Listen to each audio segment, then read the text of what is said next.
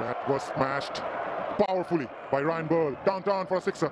সেঞ্চুরিটাই বৃথা গেল এনামুল হক বিজয়ের 7 রানে পরাজয় বরণ করল খুলনা টাইগার্সের কাছে। টান টান উত্তেজনাপূর্ণ ম্যাচ শেষ পর্যন্ত 202 রানে থমকে গেল দুর্বার রাজশাহীর ইনিংস। খুলনা টাইগার্স মেহেদী হাসান মিরাজের দল প্রথমে ব্যাটিং করে নির্ধারিত 20 ওভার শেষে 209 রান করে 4 উইকেটের বিনিময়ে। পাওয়ার প্লেতেই দুর্দান্ত করে খুলনা টাইগার্স।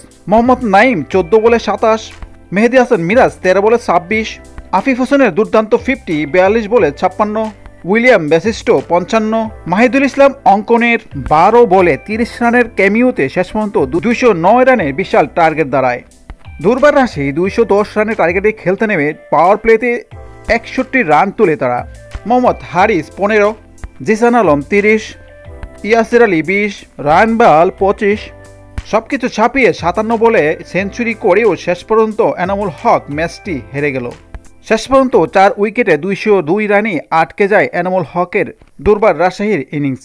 এত সুন্দর ব্যাটিং, সেঞ্চুরি, হাতে ছিল উইকেট, তবুও খুলনা টাইগার্সের দুর্দান্ত বোলিংয়ের কারণে শেষ পর্যন্ত ম্যাচটি হেরে যায় দুর্বার রাজশাহী খুলনা টাইগার্সের কাছে। খুলনা টাইগার্স ম্যাচটি 7 রানে জয়লাভ করে। এ নিয়ে তৃতীয় জয়ের স্বাদ মিটল খুলনা টাইগার্সের। তবে সবাই ভেবেছিল দুর্বার রাজশাহী ম্যাচটি জিততে চলেছে, কিন্তু হলো না। ক্রিকেটের সব ধরনের খবর পেতে চ্যানেলটিকে সাবস্ক্রাইব করুন। আল্লাহ হাফেজ।